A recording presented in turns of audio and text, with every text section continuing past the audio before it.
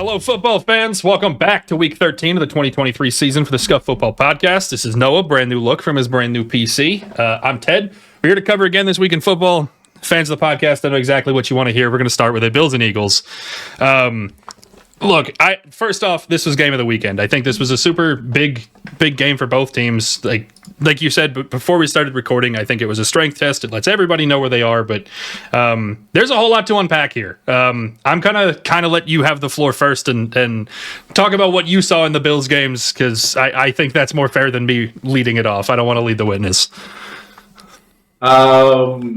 Yeah. So, I mean, I was actually pretty happy to see, our offense obviously showing up. This was a big game. I kind of expected us to kind of be there, but we haven't been really that consistent.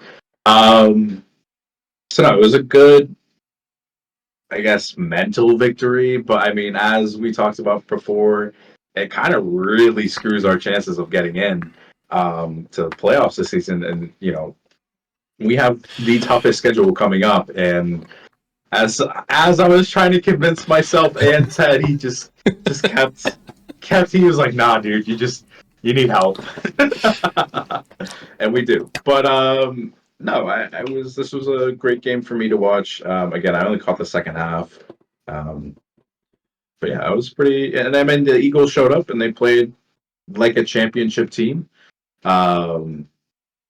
Yeah, Eagles are scary. It's super interesting to me because after this game, I thought much more highly of the Bills than I did about the Eagles, which is a weird place to say considering not only how the game ended, but like records at this point in the year, right? I thought the Bills looked really, really solid on offense. The only real downside to that was that it felt like they couldn't close the game. But, I mean, for 3.5 quarters of football and for most of their overtime drive, like, they were moving the ball the way they wanted it to. There was one point, I think they had 4 straight run calls that all went for over 10 yards. Like, in the same drive, back-to-back snaps, 10 yards at a time. Like, they're playing good offense. I recognize that the role that the referees had in the game, don't get me wrong, like, they absolutely helped the Eagles. But I think that game was still winnable by the Bills at least once, despite the refs. If no calls changed, that throw in overtime that missed him in the end zone because of either the wrong route or a miscommunication or whatever, like, that's a win. I don't care what the refs did. The Eagles, alternatively, they felt kind of weak to me. The first half in particular, play calling was stupid. Like, it wasn't just bad, it was the dumb, wrong call every single time. Obviously, the Eagles found a way to win the game, but I don't know how much confidence that instills for Eagles fans going into San Francisco this week, knowing the kinds of teams that you could end up seeing in the playoffs. That, like, how often can we ask for a 3-point win at the very end of a game that we just barely eke out? Like, that's a big ask to have to put yourself in that position, playing tied or behind regularly. It's tough. Yeah, no, I agree. I mean, obviously they don't want to be in that position, but they're showing some real poise in this. I mean, yeah. So we did talk a little bit earlier, and we're going to get more into playoff picture later, but like you mentioned, this makes it kind of tough for the Bills to look into the playoffs, particularly with their schedule. They have to beat Kansas City in Kansas City. They have to beat Dallas. They have to beat Miami. Even taking 2 out of 3, they still have a 50-50 shot without getting any help about getting into the playoffs. Like, that's a real tall task. I think that I don't want to say too little too late for the Bills to turn it on and get there, because I think that if they play that well, they could beat just about anybody in the league. Again, the ball bounces a couple different directions or one pass goes differently and they beat the best record in the NFL, right? Like, the Bills can play with anybody if they play like this, but man, they need help. Yeah, I know. It's tough to say as a Bills fan, but I admit it now. I mean, obviously we went into it and we'll go into it a little bit later, but yeah. I admit we need help. Well, I think one place that they can get help is another important game, probably the second best game we saw this weekend, in the Jags and the Texans. I think the Jags kind of proved in this one that they're still the team to beat in the AFC South, which is kind of weird given how quietly I think the Jags have gotten to their record this year, and how loud and explosive and surprisingly impressive that the Texans have been so far this year. But I think the distance that the Jags have created now make the Texans a much more approachable team to have to play them before making it into the playoffs, or in the Bills' case, I guess, losing more games or dropping a few so that teams can jump over them. Like they're a much less threatening team than they were, I think, a week ago as we were looking at it. Yeah, I mean, agreed. I think, we've been thinking that the Jags were the team to beat, and we said it. I mean, Texans, have been a surprise team. I don't think we anticipated this. But yeah, I think Jags reinstated, they're still there for a reason, and they're probably going to be leading that division. So, absolutely. I think that this game makes a big difference, too, that, like, even if you were kind of counting on the Jags losing some games because they've dropped some dumb ones this year, that like even now asking the Texans to catch up and overtaking the Jags becomes a taller task. I mean, 8-3 is nothing to scoff at. Like that's a hard record to count on them losing and being able to jump over them or push them lower into that playoff picture. One important thing though I think is that's important to highlight at this point is. We talked for most of the season that there were a whole lot of middle teams. That middle group of teams took up what felt like more than half of the league, and everybody should be 5-6 or 6-6 at this point, which is kind of crazy to think about. But if you actually go through and look at the standings, right, if you take the Eagles and the Ravens, who are both leading their conferences out of it, we have like half a dozen teams all at 8-3. The Chiefs, the Niners, the Jags, the Lions, the Dolphins, and the Cowboys are all sitting at 8-3. There's 3 teams in either conference that have really, really formidable records here. Of those teams, Noah, who do you see making the most noise, making the deepest run? Who are the scary teams, and who's 8-3 is maybe a little more fraudulent? I mean, all right. In the AFC, I feel like all 3 8-3 teams are like actually, they're division leaders. They're playing pretty well. So I feel like right now, I'd say Jacksonville would probably be the fraud of the 8-3 in the AFC. Even though, I mean, again, we've just seen we can't count out Patrick Mahomes, and then again, the Dolphins are just I feel like they're just a better team. As much as I'd love to call them frauds, and they probably will be in the playoffs, don't get me wrong, and I'm really hoping for it. But yeah, and then heading over to NFC, I mean, I don't know. I wouldn't like to say, I don't want to say the Lions are frauds, but as much as they've been winning, I saw a stat, they've only played one team. I forget what the actual stat was. I'll send it to you on Instagram. But I think out of them, they're the least strongest. I think they're the frauds of the NFC in the 8-3 team there. Yeah, it's super strange to me, right? Because I can look at these teams and I can say the Chiefs still feel like a really good team, even if their record isn't what it was last year.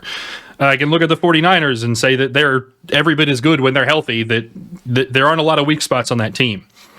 The Jags, I don't know that I have a ton of faith in deeper in the season, just because, again, they've dropped some goofy ones, but they're still a solid team. I think that, I would have the least amount of faith in the Dolphins, mostly because we haven't watched them play well against better teams. Alternatively, I'm kind of with you on the Lions, but I think that's more my history with Detroit in that, they do look really good, right? I think they look consistently better than the Cowboys do, for example, right? But, it's just hard to know without a long-term history of them being good, how many of these wins are just regular season good wins and how many of them translate to things later on. I think you're right though in it's very hard to trust Dallas. For similar reasons to the Dolphins, that again, they're only beating up on the bad teams. Even when we watched them be competitive with the Eagles, they couldn't close the game. It's hard for me to buy into a lot of these teams, but I think the Chiefs and 49ers really stand out for me as the better ones. It does bring us to the playoff picture, though, and I think it's important to talk about what we see now and where we could potentially see us by the time we reach the playoffs. So let's start with the NFC playoff picture, because things are a little more open, in my opinion, or the door's open for some worse teams. We'll put it that way. Obviously, the Eagles have the best record in the NFL at the moment. They've got a 2-game lead on the home field advantage in the bye week. So let's move into some lower games. The first matchup, if the playoffs started today, would be 49ers at 2 and the Vikings at 7. Obviously, I think the 49ers are still good. The Vikings are... I maybe we didn't expect to see them as the 7 seed. I know you and I at the beginning of the season probably picked Detroit to win the division because they looked more solid. Not a lot of faith in Kirk Cousins. Obviously, injuries have changed the way that the Vikings look a lot, but even being 2-2 in their past 4 weeks is pretty solid, all things considered. Do we believe that the Vikings can hold on to this playoff spot, holding off the Packers, the Rams, the Saints, teams along those lines? I think they could, but I think it's unlikely. I do believe that one of these teams, below them, either the Packers, the Rams, or the Saints, even the Buccaneers, even being, but they would be for division leader. But either way, I feel like there's still a chance that the Vikings aren't in the playoffs. Again, I don't trust them, especially now that they're thinking about changing their quarterback after we saw unfortunately Josh Dobbs have a pedestrian day. But yeah, so I think it's unlikely that they hold on to it, and I think it's probably more probable that another team there would be getting that slot. I guess the thing for me is just that, to look at the Vikings schedule, their games are really winnable, right? In the next 5 weeks, they go at the Raiders, at the Bengals, both of whom I think the Vikings are a better team than. They get the Lions, the Packers, and then the Lions again. Even if you get optimistic and say that they beat the Lions 1 out of 2 games, right? That's still 4 out of your last 5 wins. You're still going to end the season 10-7, right? If you lose them both, you're 9-8, and that doesn't look awful for the way that the NFC is shaking out this year because they're pretty top heavy, to be honest with you. Alternatively, the Packers, who are the next closest team to them, right, get the Chiefs, the Bucks, the Vikings, of course, and then Panthers and Bears and Giants are a little bit more winnable games. But I think that's hard for them to put the same record on the table that it would be for the Vikings. Plus, the Vikings get their bye week, so whether they keep the quarterback and try to gel things off this week, or if they switch quarterbacks and they're off of Josh Dobbs, they get a whole extra week of preparation going into their next game. I think just given schedules, man, it's hard for me to count the Vikings out. I especially if we get Justin Jefferson back, because whoever's playing quarterback gets a great extra target there. Man, that's tough. It's tough for me to say that the Vikings are out, and I think it's much more approachable to say that the Seahawks are catchable in at 6. Their matchup: Lions at the 3 seed, Seahawks at the 6 seed. I definitely don't see the Seahawks hanging on to this one. Yeah, they haven't been playing that that well recently. They've been kind of just sputtering, so I agree. I don't see them holding out to this one. Just to follow up and do the same schedule with them, they get the Cowboys on the road, the Niners on the road, the Eagles, the Titans, the Steelers, and the Cardinals. That sounds like 4 or 5 losses to me, man. Agreed. That's a rough stretch of games. I absolutely don't expect to see Seattle here, especially they haven't been playing well and they get a really tough end of the year. The last matchup for the NFC would be Atlanta getting a home game against the Cowboys, as weird as that is to say out loud. Look, I think whoever wins the AFC or the NFC South, I think it ends up losing to the Cowboys if that's the way that it breaks down. I don't see the Saints winning. I don't see the Bucks winning. I sure as hell don't see the Panthers coming all the way back and taking the playoff spot at 7-10. But no matter what, I think I see the Cowboys winning this one. I also don't see the Cowboys slipping out of that first wild card spot. The more realistic option would be that the Eagles lose a couple of games, the Cowboys take the division, and then you get the Eagles. And I don't think that's any better. I think that still turns into a loss for the NFC South, and it feels pretty rough to get that 4 seed at this point. Yeah, no, I agree. I think it won't be the Falcons. I feel like it's going to be the Buccaneers, but either way, they're going to lose to whoever's in that 4 seed or the 5 seed. So yeah, guaranteed, they're out. The AFC, alternatively, I think looks a little bit more competitive. The Ravens currently hold the bye by half a game. They haven't gotten their bye week yet, so it's very possible that the Chiefs, Jags, or Dolphins could potentially take that number 1 spot. I don't think anything's super guaranteed, but we're going to talk about them because they're currently in the 1 seed as though they're there. I recognize they still have work to do within their division, but we'll come back to that in a bit. The first matchup would be the Chiefs at 2, as it currently stands, and the Colts at 7. The Colts have a difficult job hanging on to their playoff spot. Schedules, I guess, are pretty similar between Colts, Texans, Broncos. The Bills have a harder task, but it's still reachable if things go their way. What are the odds that the Colts hang on to this playoff spot? Given, of course, that the Steelers and Browns, who we'll get to later, are above them. As we talked about, unfortunately, I think they will hold on to this one. Even, again, we talked about even if they lose this week, Buffalo's on a bye, so they'll stay exactly where they are. I mean, I would prefer the Colts, or not prefer the Colts, but either way, you're still facing, the Chiefs, and I don't think the Colts, the Texans, Broncos any one of them could beat the Chiefs. Now, again, let's say we slipped in at 7, then I think we could put up a game, we might be able to win. But I feel like Chiefs are significant. There's still that stark difference in those three teams there vying for that spot. It's interesting to me because if you're taking this matchup, right, where I think it's going to be tough to aim for the team that you want, right? But I think that if things hold the way at the top, right, the division leaders stay in the exact same order, and you figure who's the 7 seed that can beat the Chiefs, right? I think the Texans are a viable option. I think the Broncos are a viable option. The Browns are a viable option. I would say that the Bills are arguably there as well, right? If they play well, I think that they're right there. But I think that the Steelers and the Colts, who currently hold playoff positions, probably can't keep up with Kansas City.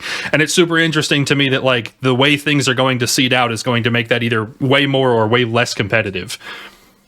I also think it's interesting that as you get better, you get the Jags or the Dolphins, who we both said feel a little bit more fraudulent. So again, if things were to end today, Cleveland would play against Jacksonville in Jacksonville.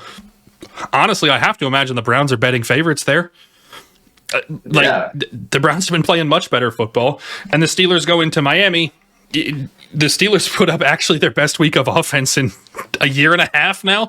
I don't even think that that's a free win for Miami at this point. It's super interesting to me to know that the end of year schedules are super mediocre for all of these teams, and we could really see things shake up all the way through week 17. Of the three teams, right, or of the three spots, how do you most realistically see it playing out? Who in any order, any matchups? What three teams do you see taking their playoff spot? Oh God, I don't know. For me, I think that I have to count the Steelers and the Browns in just because they're given a head start now. Being 7-4 makes it harder for me to believe that they will drop out or get leapfrogged by somebody. I think the last spot for me comes down to either Houston or Denver. Both of them are playing pretty well. I think a lot of it is going to come down to their division matchups come the end of the year. I don't see the Colts hanging on to it necessarily, but I also don't see the Colts being out of contention before week 17, short of monumental collapse. Yeah, I mean, agreed. I think there's a chance, but I think they're doing all right now. All right. I also want to just kind of throw out some other teams that are within range, even if the chances don't look good at all. The Chargers, the Raiders, even the Bengals are a couple of games out of that playoff spot, but they're still technically in the hunt for the AFC. I don't necessarily see any of them turning around and making it, but mathematically, they're all still there. In the NFC, most of the teams that we didn't talk about are just going to be the NFC South getting into the division winner. The Saints and the Bucks being 5-6 and 4-7 and only a game out of the division. I think that's a more realistic place to jump in. I think the picture is pretty tight that the Saints, Rams, or Packers could probably take one of the last two wild card spots, but I don't see a whole lot of motion there. Very few teams mathematically eliminated and, feeling super far out of it, which is kind of nice for the end of the season.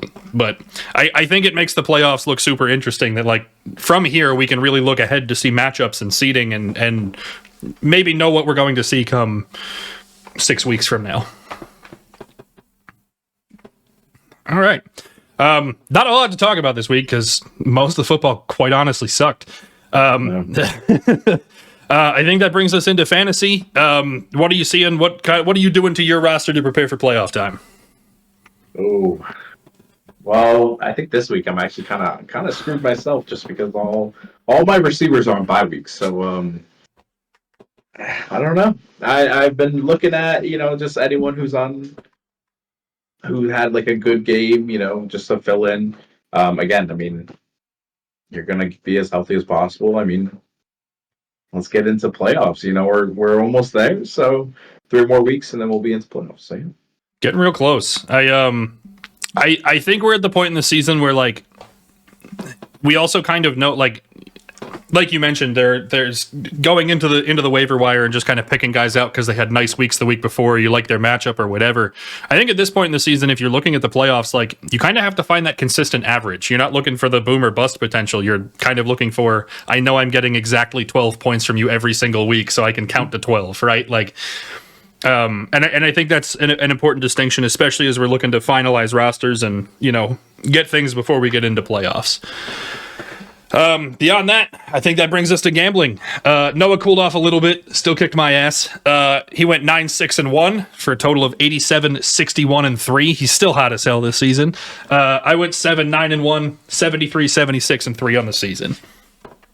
All right, I picked my games beforehand. Not sure if you did, but we'll just get into it. Whatever happens, that just means I'm letting you pick first. I have to start with Seattle and Dallas. Dallas is -9.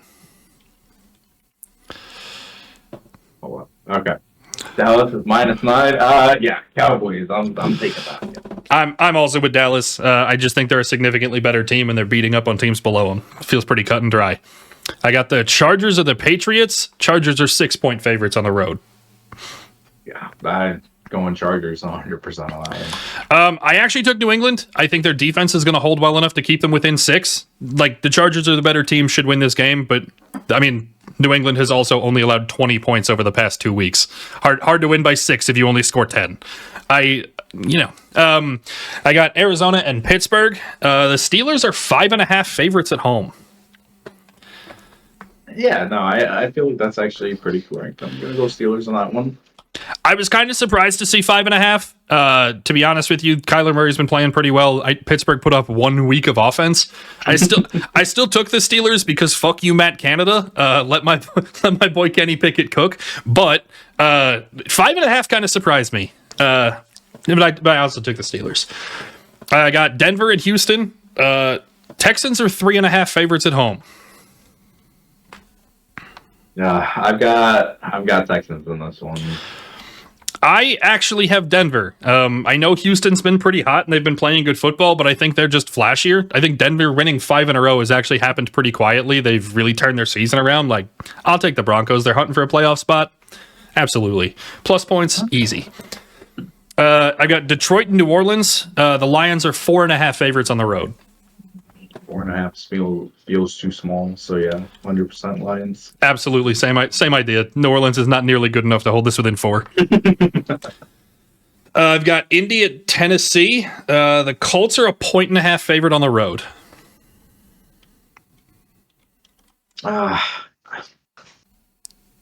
I think I got to root against them, right? So Titans. Yep. I have to go Titans here. Since I don't have rooting interest in this game, I took the Colts. I think that they've just played a little bit better than Tennessee all season. Tennessee's kind of been a letdown offensively, so I feel like Indy can cover a 1.5. I have Atlanta at the Jets. Atlanta is a 3-point favorite on the road. Yeah, no, I think they had a quiet, nice week. I'm going to go Falcons. Yeah. I'm taking the Jets only because I feel like their defense is solid enough and Atlanta's kind of underwhelming. I know that both of these teams are kind of a shit show and it really doesn't matter, but the Jets just felt like the right pick. I've got Miami at Washington. Dolphins are 9.5 favorites on the road.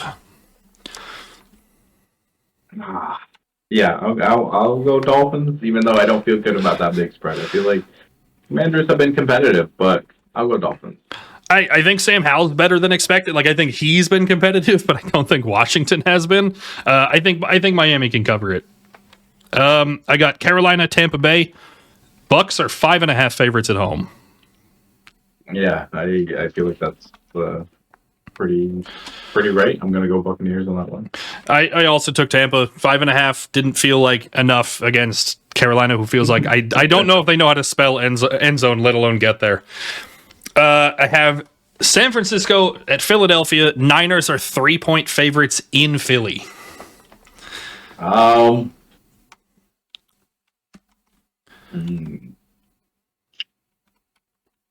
know they just beat the Bills, but I think I'm actually gonna go Niners on this one.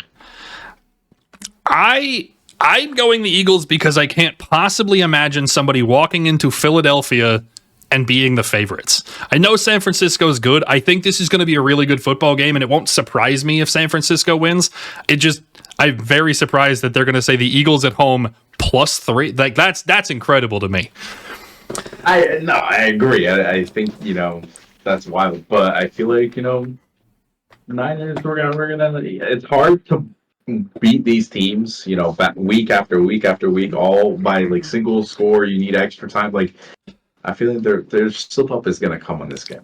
Look, man, if it was gonna happen, I thought it would have already happened. In back-to-back weeks, we held off Dallas at the goal line at the end of the game. We took a bye week. We beat Kansas City at the end of the game, and we beat Buffalo in overtime after a 60-yard kick to send it to overtime. Like, if it was gonna happen, man, it was already gonna happen. Like, just give me another one. Let's send it. I have Cleveland at the Rams. The Rams are 3.5 favorites. Yeah, I gotta hate against the Browns, so I think Rams here. Yep.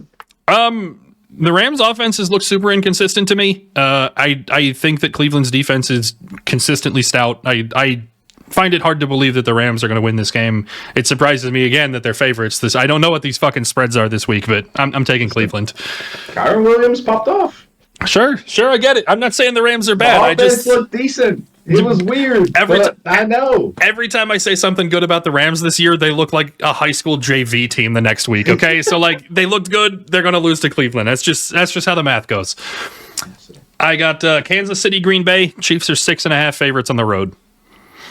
Yeah, I feel like that's actually a little too small, but Packers have been competitive. But yeah, Chiefs all the way. I'm super out on Jordan Love. I think the Chiefs are at least a touchdown better, so I'll take them. Last game, I've got Cincinnati, Jacksonville. This game probably looked better on paper when Joe Burrow was supposed to play, but this is how we're going to end our Monday night. Jacksonville is a 7.5 favorite at home. Yeah, I think I'm going to go Jags. Just again, I feel like with Burrow, we would have seen a different game, but I feel like this is going to be Jags.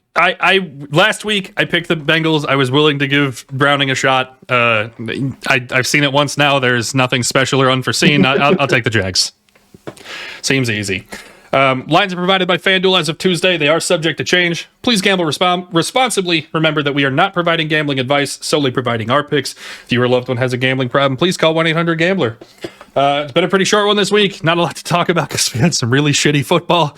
I kind of expected us to spend a little longer on the Bills and Eagles, but neither one of us is as upset as we should be. So thank you guys for watching. We'll see you here next week.